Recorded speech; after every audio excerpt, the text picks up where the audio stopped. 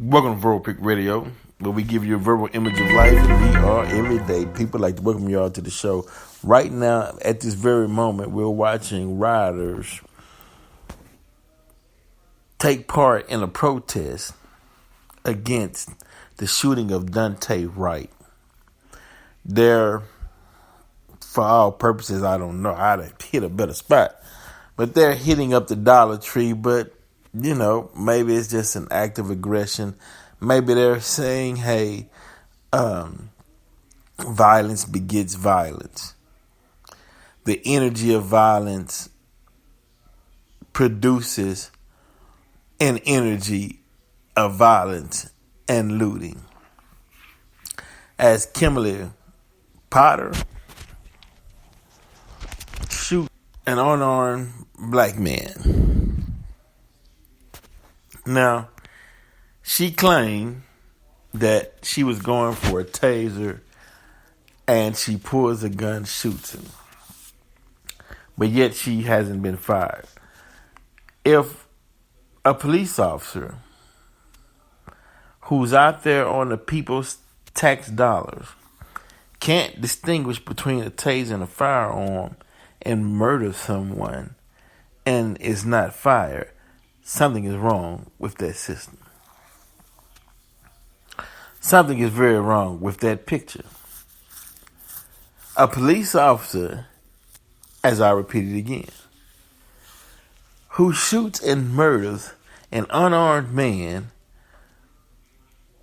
and her defense is, I thought had my taser, and you don't know the difference between a taser and your gun, then you shouldn't be a police officer anymore. You should respect the tax-paying citizens' hard-earned dollars into wanting to put people to serve and protect them as citizens who knows the difference between a taser and a gun. Right. That goes to show you that blue wall of silence is, I don't want to use the term racist, because you have some blacks who will participate in that blue wall of silence, even though there's discrimination against them themselves. That just goes to show you how sick that culture is. It's so bad to where black officers have to form their own police union. But yet and still, they'll protect the blue wall of silence. Go figure. Till this day, I don't understand it.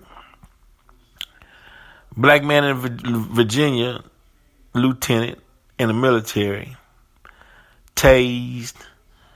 Officer told him, you're getting ready to feel lightning, is meaning they getting ready to shoot him. They pepper sprayed him, in the face for having paper tags. At first they said they didn't see the paper tags. Then they acknowledged, okay, you got a paper tag, but yet they took it a step further. Pepper sprayed him, tried to force him out the car, then tried to pin it all on him. When they first was trying to pull him over, he kept traveling to a well-lit area because he felt, as a black person, I'm not stopping on this dark highway when the police pulled me over. That's a sure way to get yourself killed. Now this is a person that's in the military. He has to conduct himself as if he's in a theater of war when it comes to the police department, which he's over there defending the American system as a military person. Go figure that. You defending this country against domestic and hostile and foreign invaders, but yet you can't get justice in the same country in which you're defending. Go figure. This is an insane system. So now we got to look at the people who's protecting the system, who's implementing the system, who created the system.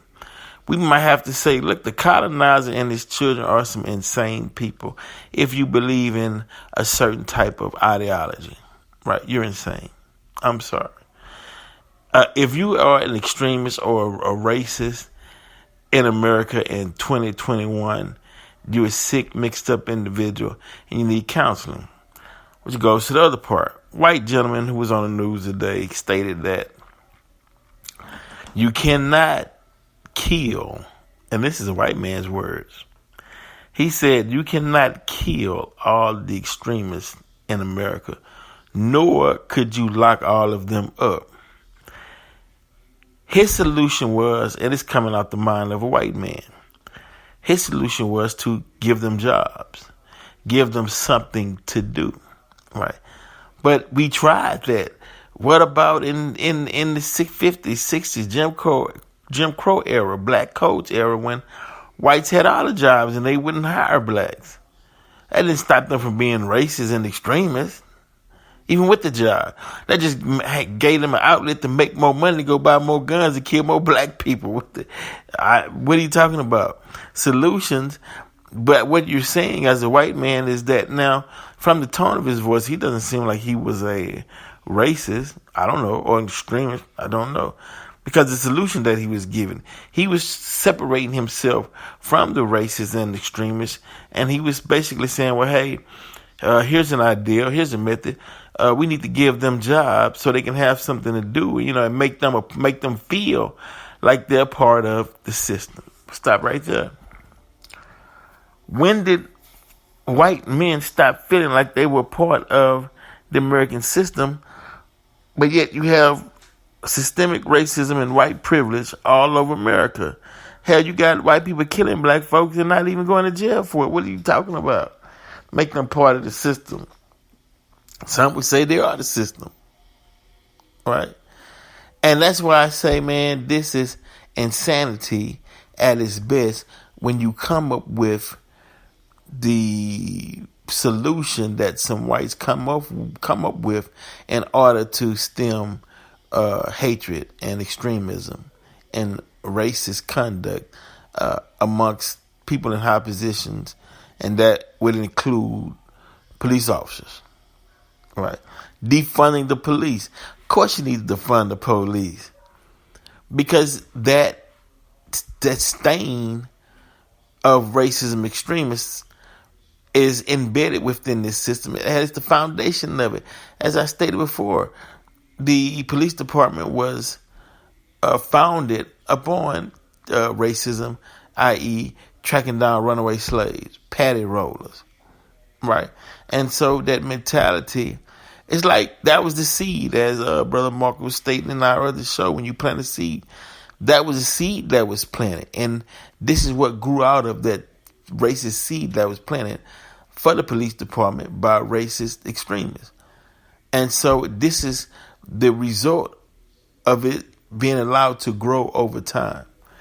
Defunding means cutting it at the roots. We got to defund this thing, cut it at the root, and we'll have to go in and plant new seeds so it can grow better in the future, because now it's just what it is today is a unwanted weed that has poison all. It got thorns on it. If you get too close, it'll poison you.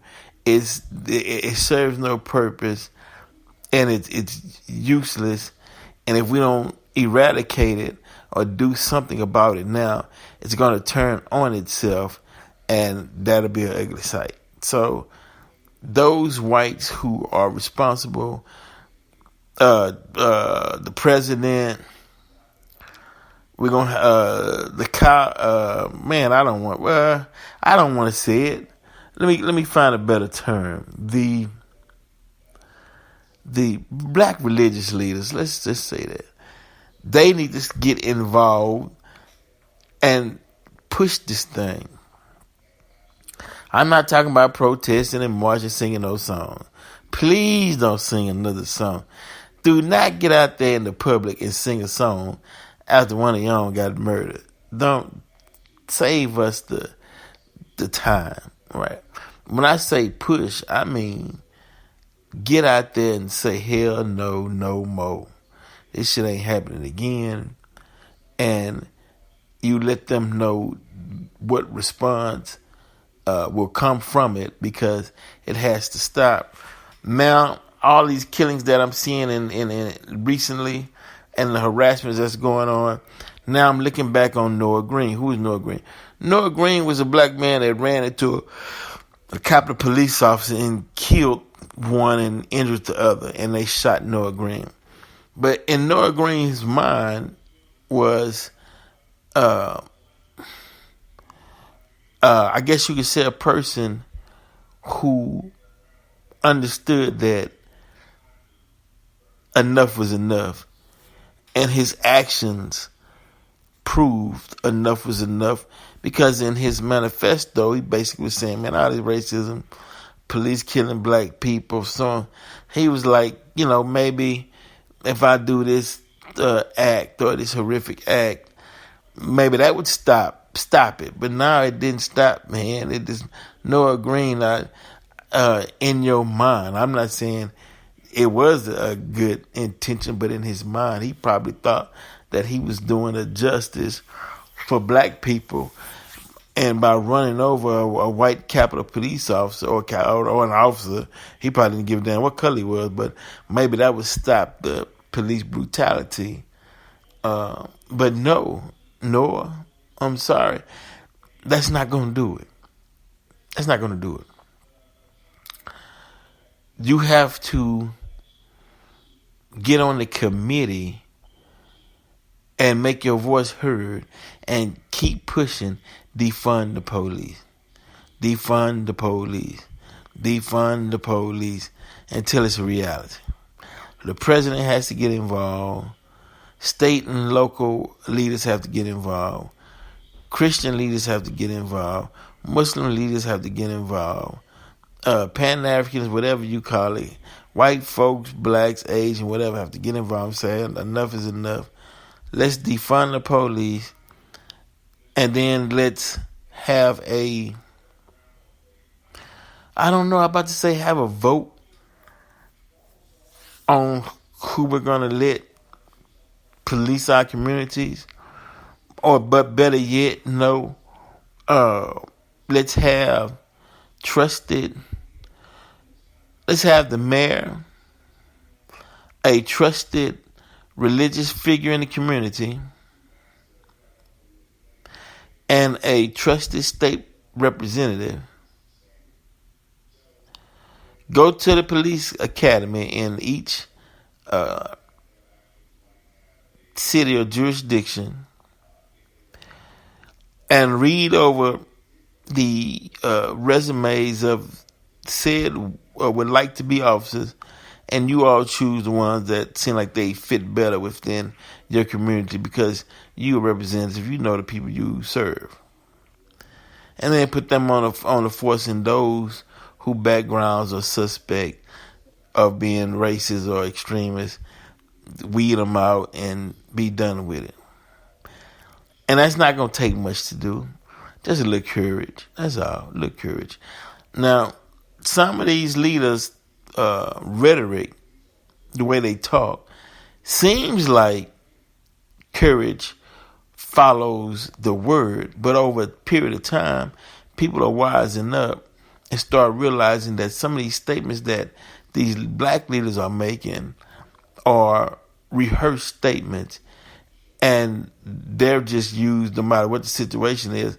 They'll come out and say the same thing, just to say, well, look, I'm out here, I said something, give it a week or two, it'll die down and we'll be on to something else. And that don't suffice. It's not good enough.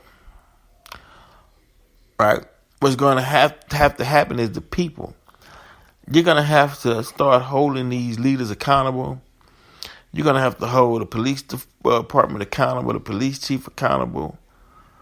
You're going to have to make sure officers like Kimberly Potter is fired simply because she don't know the difference between a taser and a gun, and it got someone killed. That's a life lost, taken away from his family. So, since you're not gonna do the eye for an eye and a life for a life, since you're not going to line Kimberly Potter up and gun her down, then the only thing left that could hurt her is fire her. Life gone. She lost her job. Even though it's not equal, but you show some type of responsibility. Right? Why am I saying all of this? Because this is 2021. This is the number 5, right? 2 and 2 is 4 plus 1 is 5. 2021 is 5. That's a number of change. Things will change. Derek Chauvin is going to get some time, right? Things will change because the time is right for the change. 6,000 years is up. Now, I just got to say this, though. I got to say it. It just popped in my mind, right? But 1995, right? Mr. Farrakhan gave a speech in New York.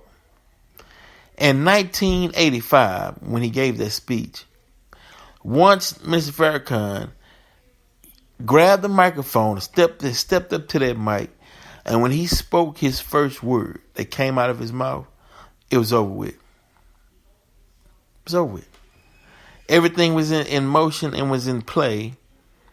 And what he's doing from that point on was just adding more bricks to the foundation, making the foundation stronger. That's all. But the time was right. But and those who was trying to criticize him, after he spoke in 1985, it was over with. He was too late to the party. There's nothing you could have done. The wave had already been started. Hoping that you all would take heed, and I say you, I'm talking about the colonists, would take heed and dial back your racism and start treating black and brown people justly, right? But it didn't happen. So each year from 1985, things just got worse and bad for America. Just, and now you're at a point now after the George Floyd, and with this trial going on, now we're at a point to where, okay, the colonizer, you at a time where you need to repent right now for the thing get ugly, right? But it seemed like you stepped up your campaign against black people at your own faith. Wow, this is crazy just watching all of this, Those of us that's journalists who travel to different cities, states, and countries, which I have, and you get the pulse of what's going on around the world. And I'm telling you all that racist, redneck, extremist, colonist mindset that's in America is despised around the world, and people don't want it. They don't want it, right? But I guess they've been so engulfed in it in America to where they can't smell their own stink. And people trying to say, hey, man, you stink. You need to go wash yourself, or you need to do something. You need to clean yourself up. You're stinking. But they so engulfed in it and so arrogant, they think the people are there to hurt them, who's actually there to help. So we're going to continue with these unnecessary police brutality and killings against black people. Until next time, Vropic Radio, we're out.